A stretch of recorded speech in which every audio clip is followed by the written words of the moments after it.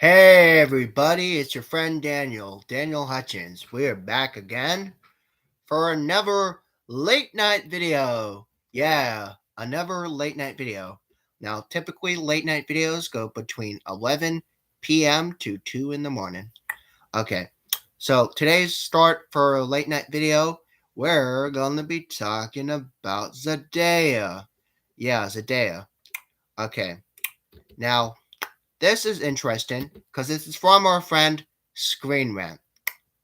Okay, so Uncharted news.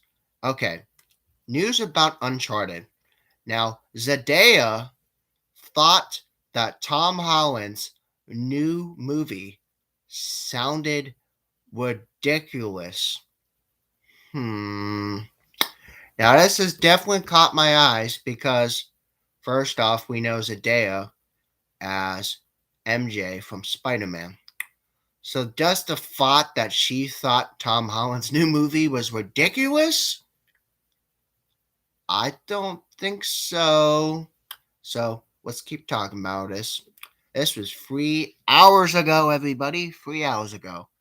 So Tom Holland tried to explain this new stunt to Zendaya. She could not wrap her stupid head around how it was supposed to work. Because, like you said, Zendaya, she's so freaking stupid. She can't wrap her head around anything. She can't wrap her head around anything. Okay. The first time Tom Holland tried to explain this new movie, Uncharted, to Zendaya, she thought it seemed rather ridiculous. Ridiculous. You know who's ridiculous? You're ridiculous for thinking it's ridiculous. Okay? That's a little bite in the ass for you. Okay. Now, she's probably got a little tiny butt, too. Okay. But anyway, fresh off the record break success from Spider-Man No Way Home, Holland is going to return to the big screen next week with Uncharted. This long-awaited movie adaptation of the hit video game series. Now, Uncharted, like we've mentioned, has endured a lengthy development process, and they have casted him as the role back in 2017 as the role of Nathan Drake. Okay, so Uncharted isn't looking to jump headfirst in games lore just yet, because there are some other video game movies happening that aren't Sony ones. But, like I said, with the story actually being the prequel, Holland, his take on Drake, is still early on his treasure hunting career. Her promise of the long lost gold from 100 years ago is what kicks off this adventure, everybody, because Uncharted will show Drake's first meeting with his future mentor, Victor Sully Sullivan. Now, don't get that confused with Sully the monster from Monsters Incorporated, because you'd be really fucking stupid if you mixed them up. Okay. Now, to find him up for some ruthless, more experienced treasure hunter, Antonio Banderas. Now, you probably are familiar with Antonio Banderas as playing Zorro or playing Puss in Boots. But that's not what we're seeing here. We're seeing him play more of an experienced treasure hunter. The movie also shows Sophia Ali and Tati Gabriel. I don't even know who those people are, but let's keep going. Related to this article, Uncharted, every game character in the movie, how they compare. We're not talking about that, we're talking about something else. So fans of the games are well-rounded in the thrills and twists of Uncharted. Those who are not familiar with the games might be baffled by what this offers. Case in point, Holland's MCU co-star and his girlfriend, Zendaya, who's known as MJ in Spider-Man stories, speaking during a recent appearance from the Chris Evans Breakfast Show. What? Chris Evans had a breakfast show? What the fuck? Okay. Holland recalled this moment. He told Zendaya about a particular crazy Uncharted stunt. Now, it is safe to say her reaction is not what he expected. Holland said this. He said the quotes below. I did have a hilarious moment from the set of Spider-Man No Way Home. We shot that directly after shooting Uncharted. I was sitting down with Zendaya. I was trying to explain this to her, what Uncharted is about. I was like, there's this stunt where I fell out of an airplane. I got hit by a car, falling out of an airplane. She was like, wait, what? How on earth does that happen? The film sounds ridiculous. You know who's ridiculous? You're ridiculous for thinking it's ridiculous. Bite you in the ass. You probably don't even have an ass. It's probably really fucking tiny. Okay.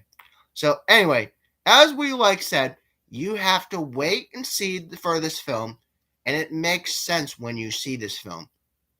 But me explaining it to you makes no sense at all. Absolutely true, Tom. Absolutely true. Because you could try explaining your co-star and your girlfriend. You could explain this to her again and again and again. But she's still going to think you're ridiculous. Okay? Case in point. Let's keep going. The Uncharted stunt Holland was referring to was the trailer where the car knocks Drake out of the back of the airplane. He sends him in a free fall. Again, don't get that confused with something else. Again, Holland said the car stunt resulted in him being hit 17 times. 17 times is the number. Yeah, 17 is the number. Because that's the number. That's the number. That's the number of the day. Yeah, 17 times. 17 times, everybody. 17 times. Because he admitted he's actually proud of this. All that told, Uncharted, their stunts are the hardest ones the actor ever did. To complete his own words, he even had this sound rather absurd on paper. They are bound to look really awesome and very cool. Zendaya got to see this finished product to understand what Holland was trying to describe.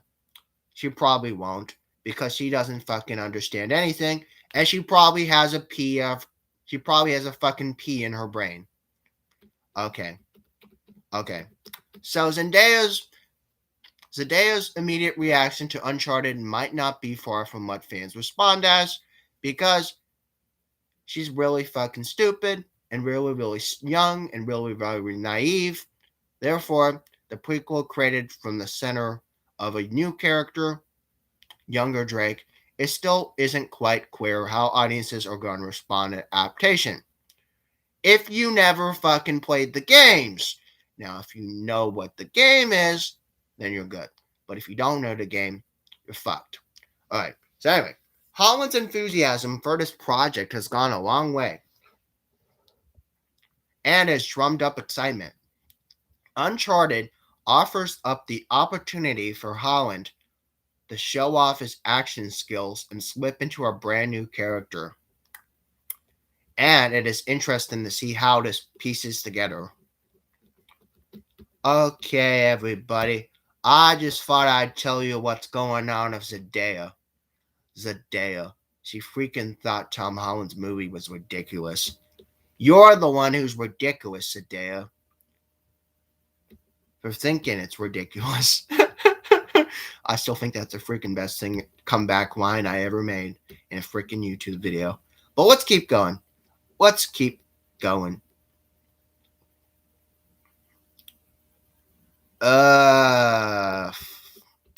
Okay, everybody, this is different. The Batman, Zoe Kravitz, Catwoman, gets her own Twitter emoji. What? Okay, I know Facebook has emojis. Twitter emojis? Oh my god. So Zoe Kravitz, Catwoman, gets her own Twitter emoji?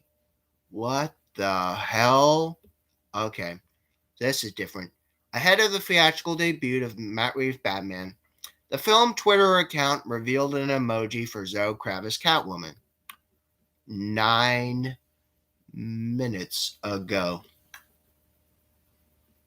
That is freaking weird.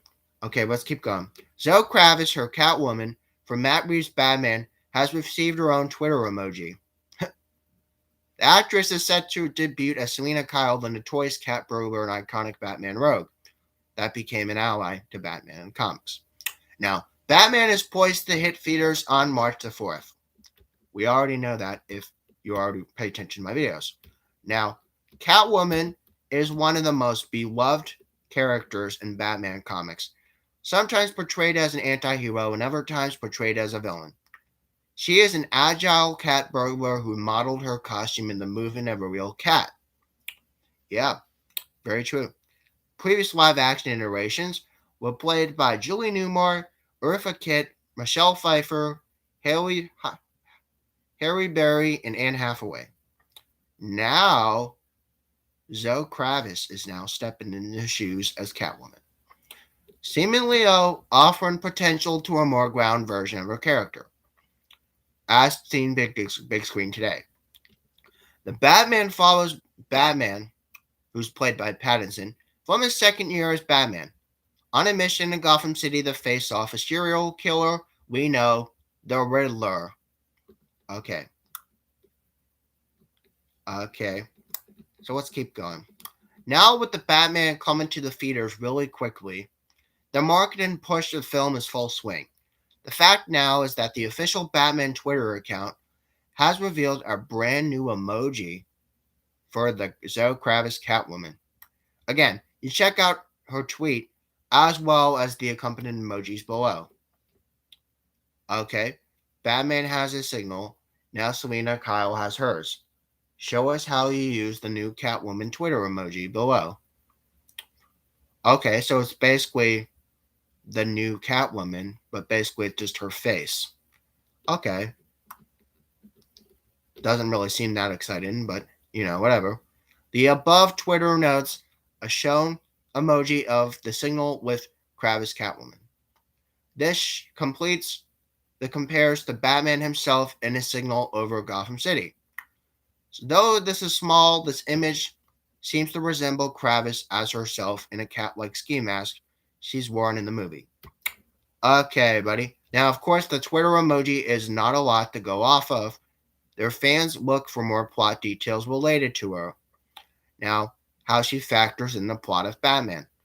Although she will seemingly go toe-to-toe against Batman at some point, the trailer has suggested an uneasy alliance between these two, something that's long characterized between the relationship of the Bat and the Cat. Penguin also is there, and Riddler is also there. They also seemingly present big threats.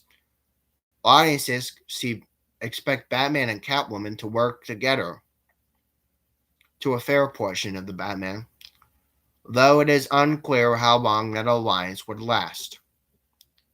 We don't know. Again, we hope that Catwoman will work with Batman, because that would be cool. That would be really cool.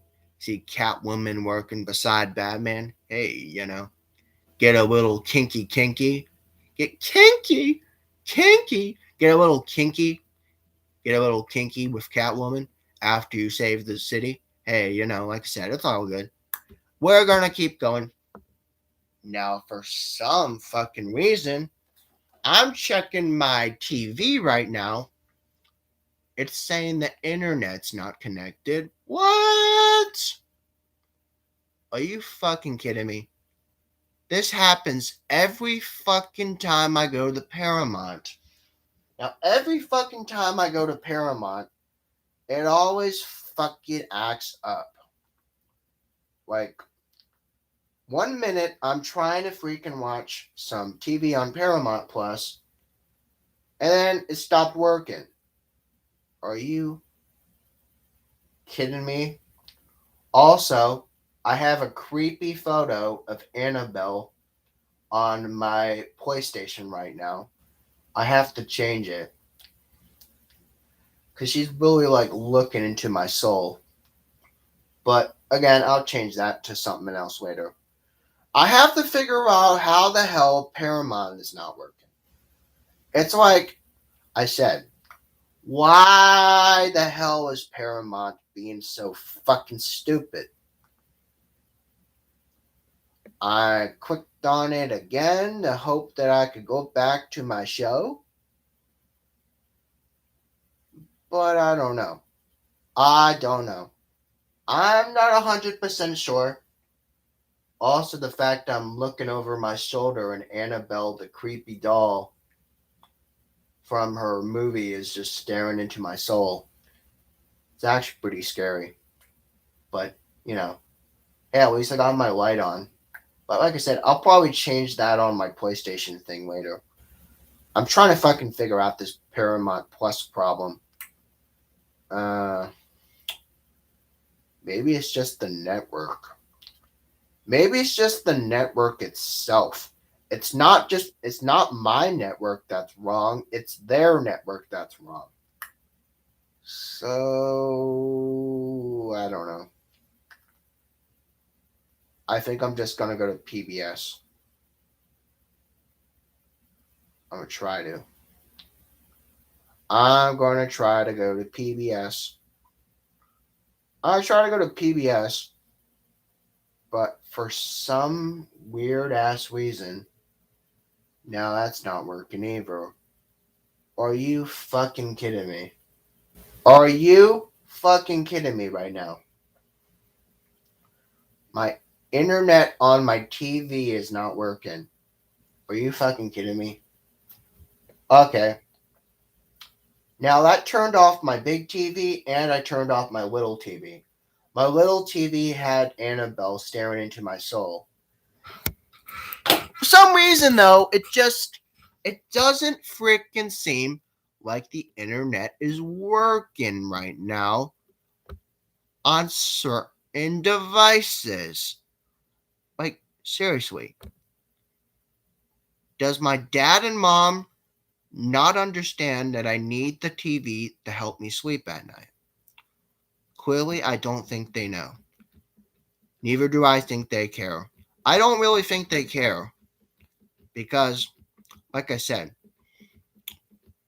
there's a lot more stuff I do that they clearly do not understand.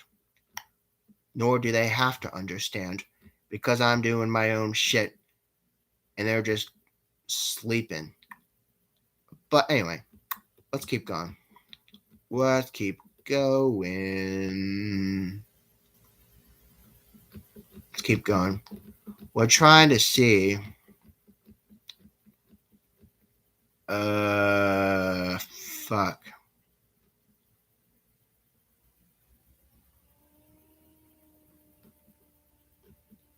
We're looking. We're trying to see if there is something on here. Hmm.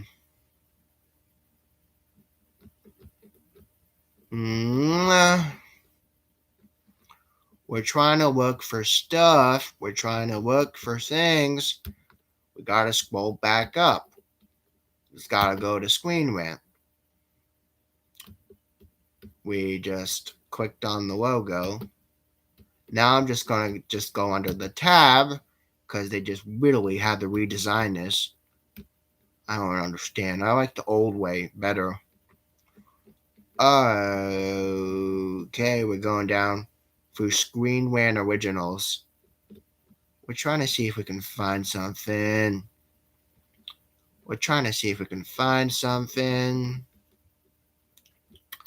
Okay, everybody. We're going to be talking about the Big Bang Theory again. Now, I remember one time I talked about Big Bang Theory on one of my live stream discussions about how the comic book guy was responsible for killing Howard's mom. But we're not here to talk about that. We're here to talk about another theory from Big Bang Theory. Now, there is a theory again from Big Bang Theory saying there is a dark moment between Howard and Bernie. Howard and Bernie theory. A dark moment that made sense. but it is very wild. Okay, everybody. So, one fan theory suggests there is a dark possibility between Howard and Bernadette, their relationship in the Big Bang Theory. It might be very wild, but to be true. Okay, let's keep going. The dark theory about Howard and Bernadette from the Big Bang Theory made sense. It might be too wild to be true, though. Also, Penny and Leonard were a sitcom's original love pair. Their first couple get to get married. The first couple to get married was the Wallowitz. The Wallowitzes. Just called Wallowitz. Now, Mr. and Mrs. Wallowitz. And Howard and Bernadette relationship and romance was a whirlwind. This has left fans to wonder about certain aspect of their relationship. Okay, everybody. So when Howard debuted from the Big Bang Theory, he presented himself as a ladies' man. He's relentlessly hit on Penny and even Sheldon's sister. But despite that, it's clear that he had no clue about how to approach women, especially when that was revealed he had a borderline inappropriate relationship with his mom, Mrs. Wallowitz. But again, all that changed when he started dating Bernadette. He was smitten to the pair rushed to get married before Howard was sent off to space for a mission. They had built a family and were blessed with 2 kids. Now, the question is if we saw those kids, I don't know if we did. But in real life, I'm pretty sure they did.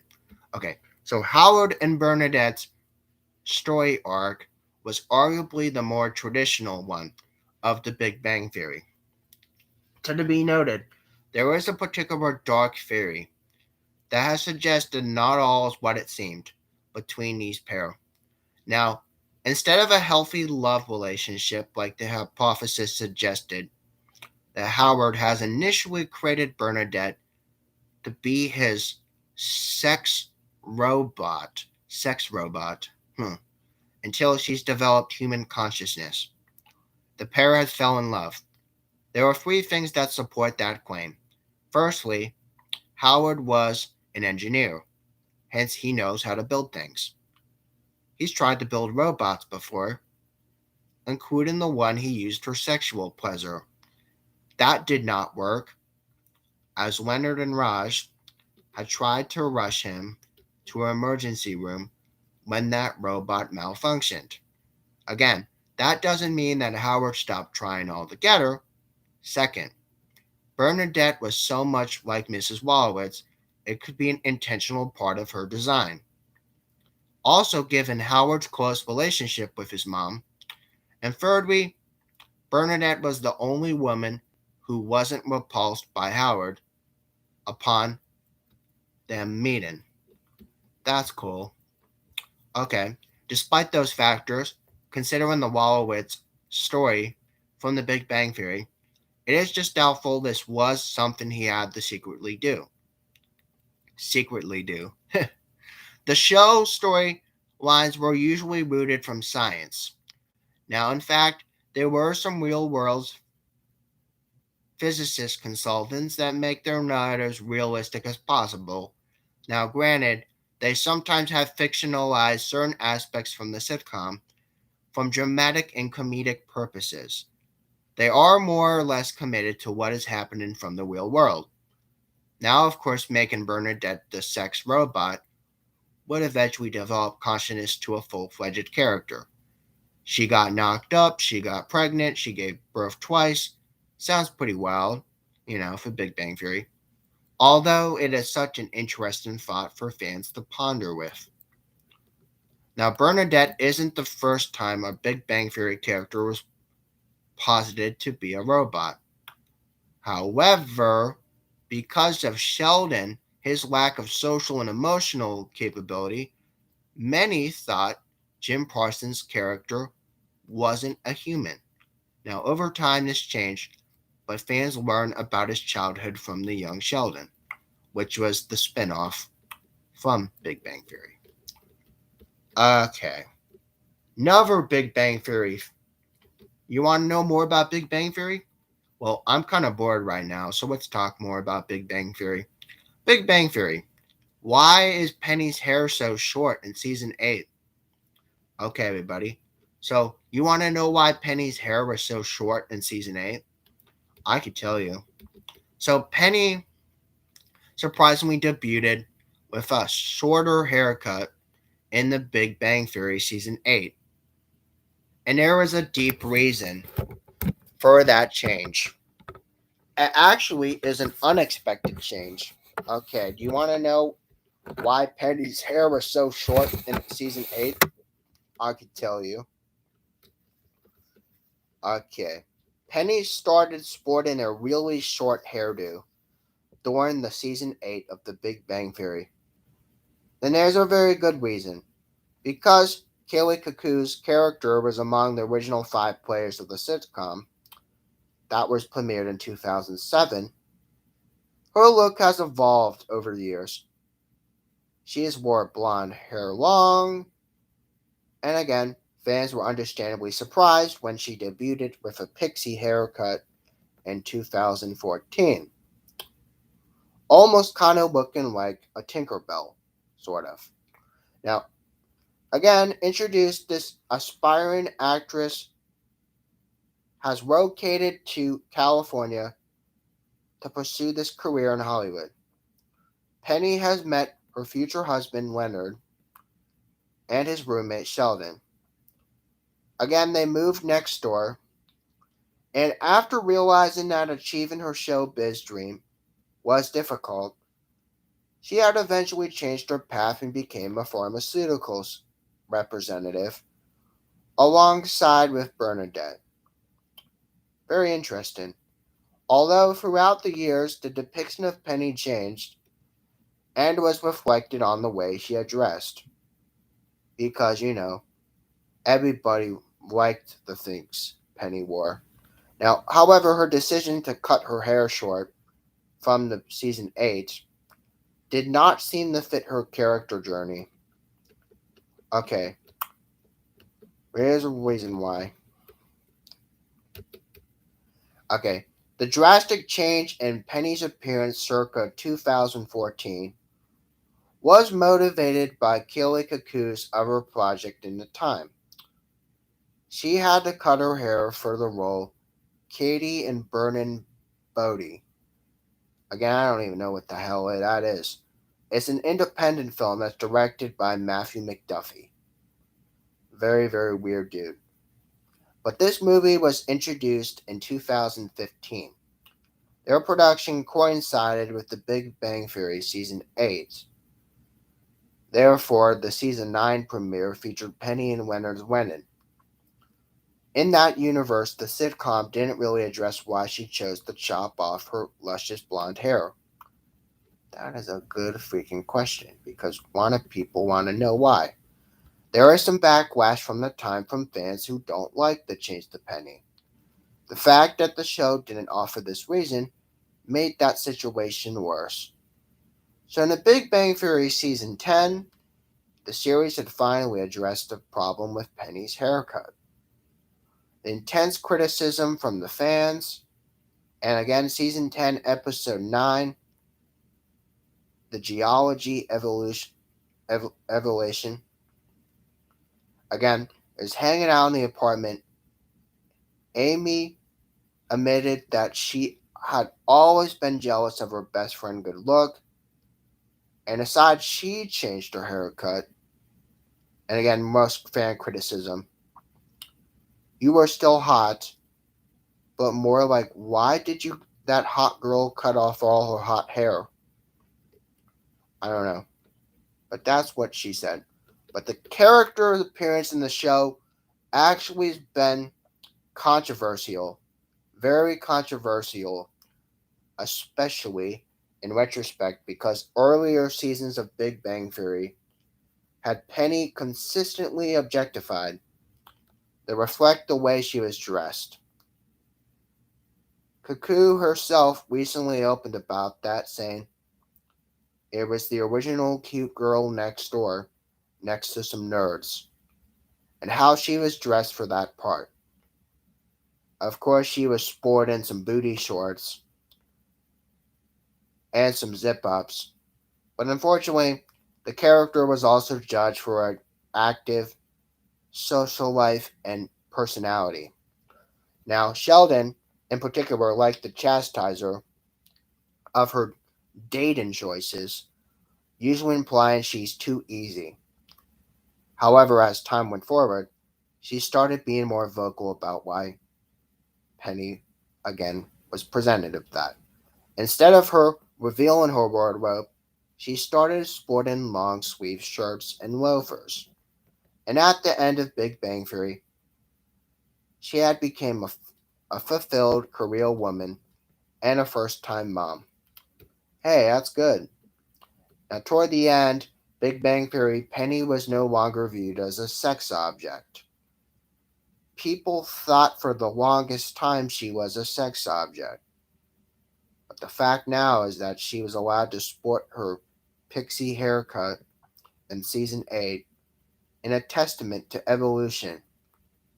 They utilize her character, even though it's not related to anything else. And Cuckoo is focused on a new project, again starring with the flight attendant. It has been an instant hit on HBO Max.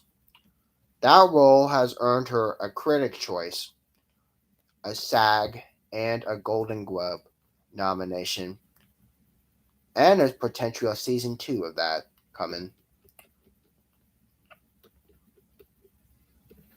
Okay, everybody. You want to know more about Big Bang Theory? I can tell you more. Okay, so Big Bang Theory almost had 2 more seasons. What it would have been, what it would have been, and why it would have been better. Okay, CBS was reporting to renew 2 more years of Big Bang Theory, but again they had to pull the plug. I'll tell you more about that.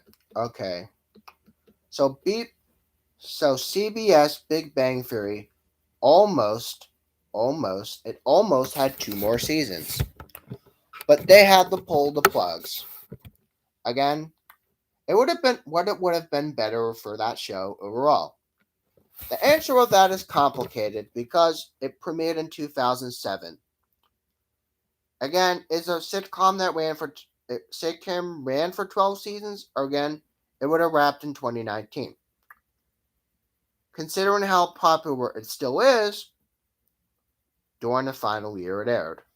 It could have continued for a couple more years, but because the cast massive pay packet, the core actor supposedly earning about $1 million an episode. That's a lot of money.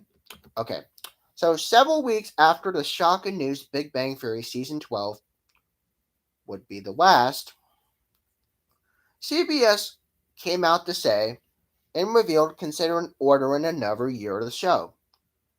Despite the lucrative salary, not to mention that series' continued successes, the decision ended to boil it down to Jim Parsons' choice to exit the Big Bang Theory after he pledged Sheldon for more than a decade. Again, this actor has subsequently explained he felt they'd explored everything from the term of his character, and there was nothing else for him to do. Okay, but although the rest of his stars were on board to this, they opted to wrap things up together instead of continuing with the incomplete cast. Okay, so before Parsons decided to leave, which has spilled for the cancellation of Big Bang Theory, CBS was supposedly looking to greenlight another show. Again, they wanted to greenlight at least 2 more seasons. But because, even though fans would have loved this, we have to be more beneficial to the show in general. The answer is more complicated than one would think, because, despite storytelling issue, not to mention an uneven final season, has delivered an emotional, satisfying finale. So if Sheldon and the others were in it, again, were revealed to later be doing their own thing after. Now, continuing that sitcom past the 12th year would have meant undoing it, would have been an emotional send off. Okay. So, also, there a possibility that Parsons moved forward with his decision to leave the Big Bang Theory and his relationship with Amy. Now, again, this would have also meant that she too would exit the show. Again, the incomplete cast does not sound appealing. Now, again, pros of this since it could have resulted in more balanced storytelling. The big problem of the show was in later years it focused too much on Sheldon and his own arc, and so much of their other cast was relegated to just be supporters, even though it's supposed to be an ensemble sitcom. Sheldon moved away with Amy, and then Big Bang Theory could have finally reshifted its focus for the other character of that show. Again, it is no secret day after they got married, Leonard and Penny, their story was stagnated for a while. They had pregnancy conflict, and worse, Raj had no development. Well, nobody really cares about Raj. That doesn't surprise me. But again, no one can accurately predict what Big Bang Theory would have did if if Parsons would have never exited the sitcom in the first place. Therefore, before that happened, again, NBC decided that because NBC and CBS decided this, like, okay, because everybody's ending off and sending off these characters after the sitcom, they figure they'll do a similar thing. Okay, so that is what happened to Big Bang Theory. Even though it almost had two more seasons, it would have been really good if they would have had more seasons, but they had to pull the plug because the real truth is Sheldon wanted to not be in it anymore. Now, as crazy as that is the truth, guys. That is the truth. I'm sorry, everybody. That is the truth. That is the truth. That is the truth. That is the truth. Now, I see Trent Martin is fucking blowing up the chat. Can you please knock it off? I appreciate it. Bye. But anyway, I'm not leaving yet. I just said bye because, like I said, I was saying it sarcastically. But I'm gonna just keep going. Alright, let's keep going. I'm just gonna try to ignore him, and he'll understand. I hope. Now, again, we're trying to go to exclusives. And we're just gonna keep reading my news. And if he blows up the fucking chat, that's his loss. Because I'm not talking to him right now. Okay. So, yeah, buddy, we're gonna keep going. Yes, we're gonna keep going.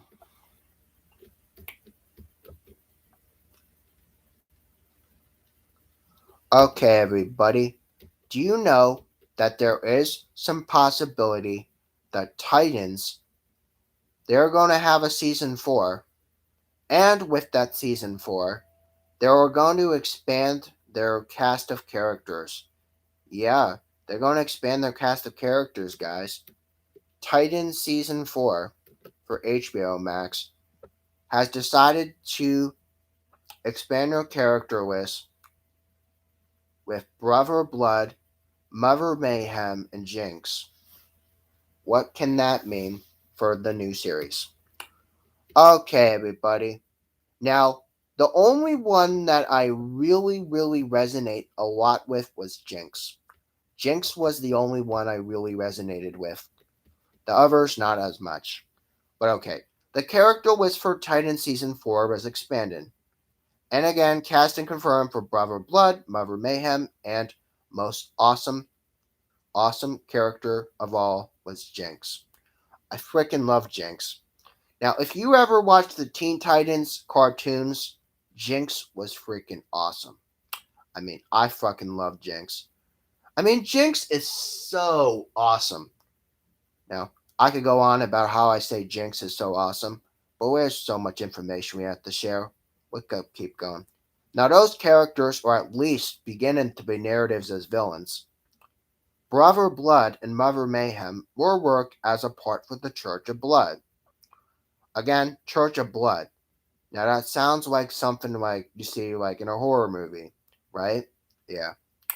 Now also there's also going to be Jinx. Jinx. Setting up Jinx. That is something I'm excited to see. Because Jinx is one of my freaking favorite characters of Teen Titans. I remember as a kid growing up on the cartoons of Teen Titans, and Jinx was always freaking one of my favorites. I freaking like Jinx. Jinx is so freaking cool. Now, again, enough of that. Her recurring role throughout her season has a potential narrative direction to the show. Now, again, Titans has a fully established group with not only a cadre of heroes, but also some allies who might come and go from the season. Now, however, the series has struggled to find villains. Although the so disparate power levels, they had Trigon, and they had Deathstroke, and they had Scarecrow, and they had Red Hood. But again, villains have repeatedly required team members, again like Starfire and Raven, to also be nerfed or absent to avoid them completely by easily defeating those villains. Okay, everybody. Now, of course, the Church of Blood and again Jinx, the introduction of Jinx, which I'm really excited about. I like Jinx. They can help to balance the issue to present the powers of the villains as far with the new season. Again, also there is some recruiting this new member, the Tim Drake Robin.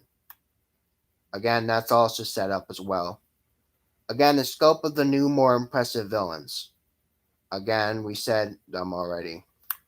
Alright, we're just repeating ourselves again and again. Who are the Church of Blood? What are their comic book history? Okay, everybody. The Church of Blood first appeared in 1982. It's basically created by Marv Wolfman and George Perez. They were founded from the 13th century by European nation of Zendaya. Again, that's an original place where the original Brother of Blood had murdered another priest obtained to believe the Christ prayer. Now, again, that's really whatever, but in DC Comics, this had gave Sebastian Blood superpowers to extend his natural life. With his dying breath, the priest has cursed him to order off to murder his own son before his 100th birthday. That came to pass with his son, also named Sebastian. He takes this up and becomes the new Brother Blood, and the curse is transferred cycle after cycle, every 100 years. When Sebastian Blood, again, encountered the Titans in the 20th century. Wow. Now, Mother Mayhem is given a title as a woman to the Church of Blood. Bear the next Brother Blood, marrying the Brother Blood, raising their son, includes hypnosis and sorcery. This eventually murdered again by the next Sebastian Blood, who powers come from the forms of enhanced strength and vampire ability, drawing power from blood themselves, gaining the ability to those whose blood was taken. Again, like the predecessor, again, succumbed again by Mother Mayhem, served as that advisor. However, this is just the cycle that goes on and on and on and on and on and on and on and on and on. Let's keep going. What is the Church of Blood mean for Titan Season 4? Well, Brother Blood and Mother Mayhem are titles that are passed down from villain to villain. Because it's basically just a cult following. It's basically just a cult following where basically you get killed with blood, more people come then. Kill with blood, more people come. Kill with blood, more people come. That's basically what it is, guys. That's what it is. It's stupid. Again, let's just keep going. What version of Jinx would appear from Season 4? Okay, everybody. Do you want to know what version of Jinx they're going to have? I'm hoping they have the cartoon. I'm really hoping they have the cartoon. Okay, there is someone who is confirmed to play Jinx in the new role, in a new role in Titan Season 4. Again, which version they're going to draw is not clear. Again, the original DC Comics, again, Jinx is a sorcerer. Again, we know that.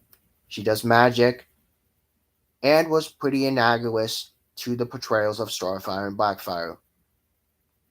However, the Teen Titans cartoon is popularized so much, there is a different version of her character. Well, both members are also on the Fearsome Five. A different take of their character power. The Jinx has appeared in Teen Titans as some energy manipulation power, but primarily her ability to alter probability. She just kind of hexes things up, hexes things. Now, again, to function incorrectly in improbable ways. Titans has historically drawn that element from the comics and her cartoons, and given her abilities and powers, already work on the series of a relatively young actress girl who's going to cast as Jinx. It has seemed probable a series will lean more to the Teen Titans version, the cartoon version, hopefully. Fingers crossed, fingers crossed, fingers crossed. Cartoon version, cartoon version, cartoon version. I'm hoping it's the cartoon version, because that's the one I'm used to. Okay, what Jinx has means for Titan Season 4. Will there be a Fearsome Five in a hive? That's a good question. So, Teen Titans Jinx is often matched up with Raven, who is another character with a suitable opponent. Again, Titan Season 4 would be a good playing field for her. Again, the combat with the Titans and their villain. Jinx only appears in a recurring role. Again, it's unclear whether she's a villain, a hero, or just between. Some people think she's in between. I, personally myself, I think she's more of a go-between. But you can go wherever you want. Jinx has an inclusion that sees Titan Season 4 bring some past characters from organization and exploring her story. Jinx was trained by Hive, which is an organization which was noted in Teen Titans the cartoon, and also was responsible for giving Deathstroke his powers. That is not mentioned. I'm sorry, that's not mentioned. Therefore, the connection to Deathstroke might provide opportunity to bring back Rose and Jericho. Okay, you probably might know them, but disappeared after Titan Season 2. Though this has not been mentioned, Jinx could also help introduce the version of the Fearsome Five. Now, the Fearsome Five it's okay. I mean, in comics, you look at Fearsome Five, but then you also have Jinx's normal sidekicks. You have Mammoth and Gizmo. Two of them are already Titans already. Now, you also have Dr. Light. Now, Dr. Light was killed in Season 2. You have Shimmer, who's an original member of Fearsome Five. She was never really explained. And then also Dr. Light and Lady Vic. Also, again, helping out to do an all-female version of the Fearsome Five. This would be interesting. It also pays off some homage to the introduction of Lady Vic, who only appeared for one episode of Season 3. Ultimately, though, Jinx will have to still allow season 4 to bring back other villains as well. Okay. Otherwise, she would end up being an ally. I think that'd be pretty cool. I think it's cool. I really think it's really cool. Because after all, just hearing about the idea that now they're bringing Jinx actually got me really happy. Because I love Jinx.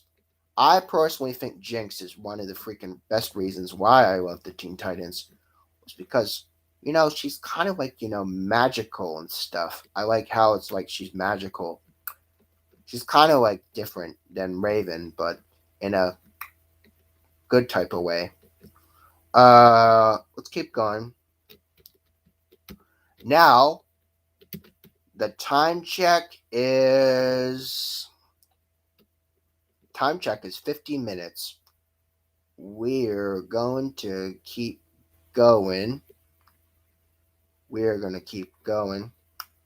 We're going to do one more. One more, guys. We're going to do one more, and this is going to be an hour-long late night video. Yeah, we're going to keep going. We're going to do one more. And I'm going to take a short break, and I might do another. I guess it depends. Because like I said, you know who is always trying to frickin' blow up my chat room. So, I don't know if I'm doing another one or not. I really don't know. Depends on if you know who is going to blow up my chat room. If he does, I'm just going to block him again on Messenger or not talk to him. He's not going to like that consequence. So he better fucking knock his shit out. Okay.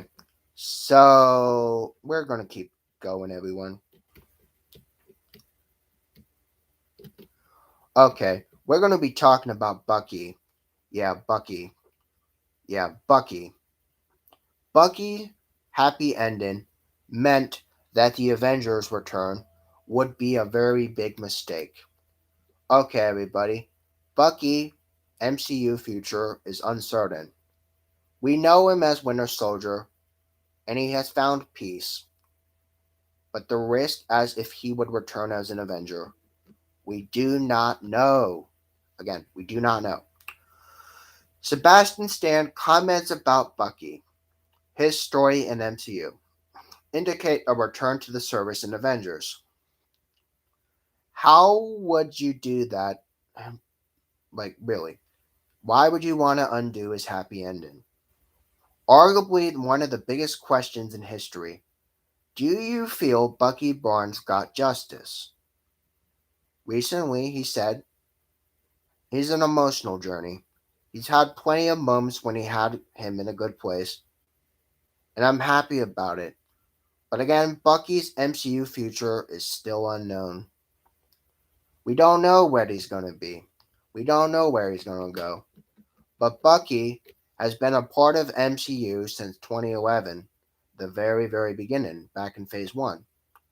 Although he had a traumatic journey from the very happy ending, he was presumed dead from falling off a mountain, captured by Hydra, brainwashed, and then literally he just helped beat Thanos. Okay. So again, he also had to say goodbye to his one true friend. His one true friend. His one true friend. Again, Steve Rogers. Man, I know it'd be so freaking good to actually have Steve Rogers come back. But now I've already talked about how Robert Downey Jr. is just a bad idea.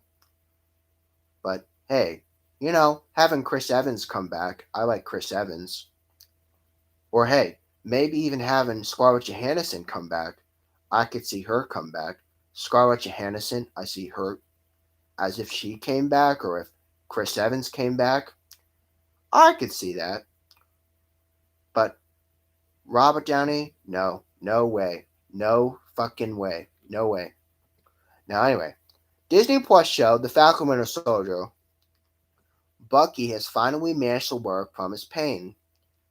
He has he has made amends with everyone he's hurt, and he joined with the new Captain America, Sam, to re-enter society. He has to re-enter society, but we don't know what happens yet. Again, the show shows Bucky join the new Captain America, re-entering society. He was doing some recovery in Wakanda. You already know in some post credits you saw him. You saw him in Wakanda for a couple moments there. Of course, he's been recovering there for a while. But again, Winter Soldier, again, the weight has been lifted off his shoulder. And again, the first time since 1940, he feels like his old self again. Now, Sebastian Stan says Bucky is in a good place right now. He's actually happy. He's very happy.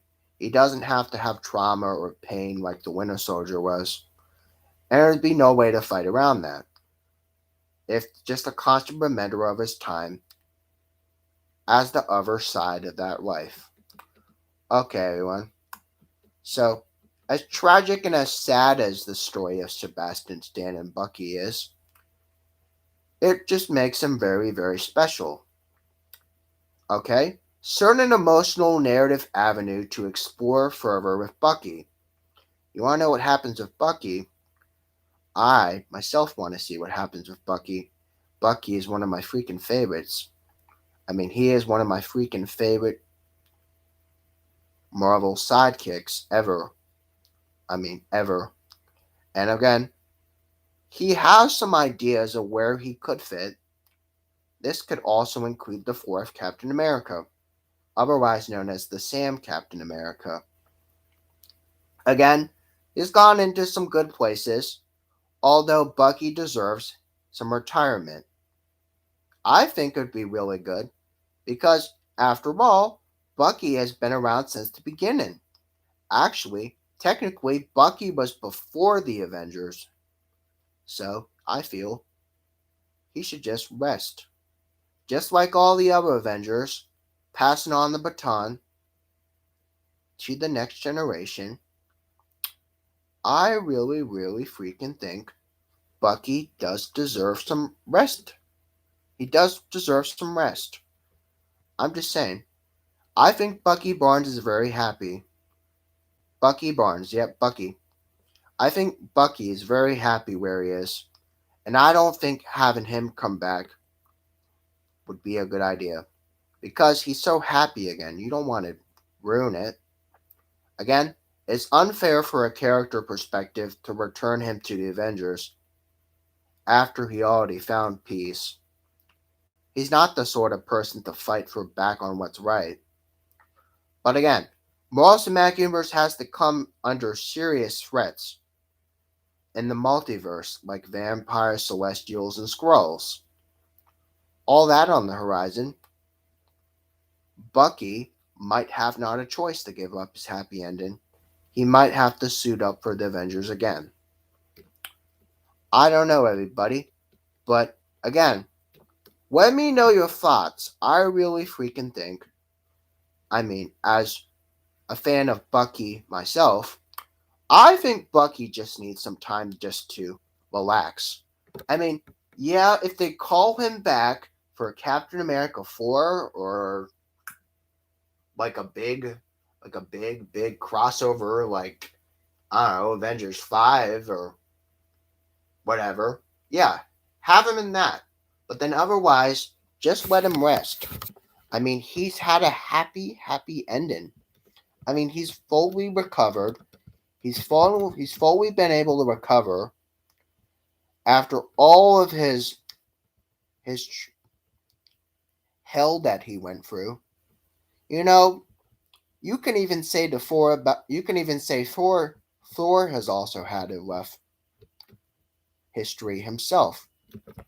Again, we're going to talk one more thing. Now, I said this was the last thing. Oh, I lied. I'm doing one more thing. Okay. Now, I sometimes lie, and that's pretty normal. But we're gonna find something else. Because I feel like I already kind of touched base about Bucky before. Now, if you guys remember, okay, so talking about Thor.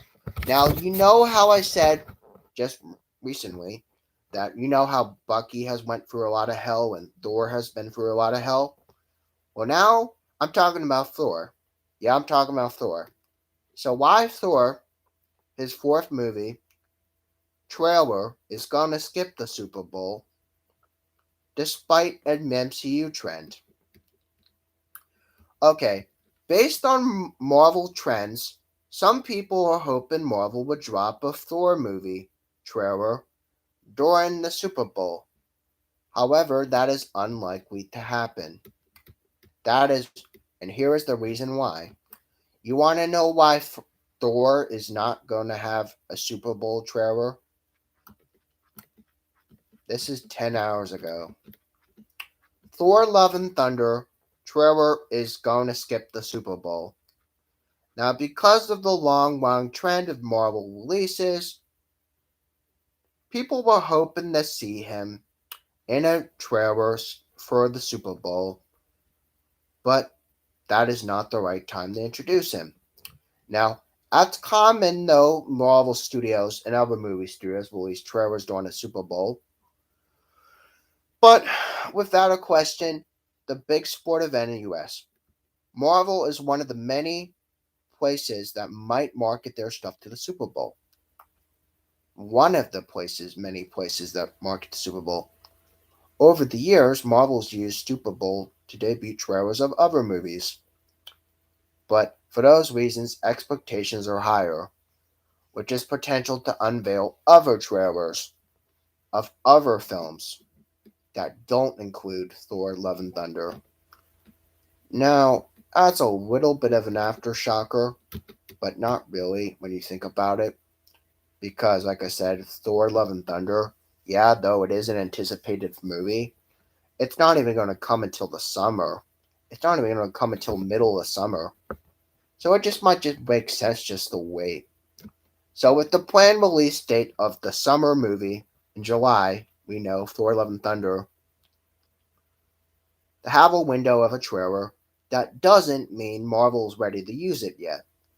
There is important notes that are currently in process of marketing two other Marvel movies, or projects.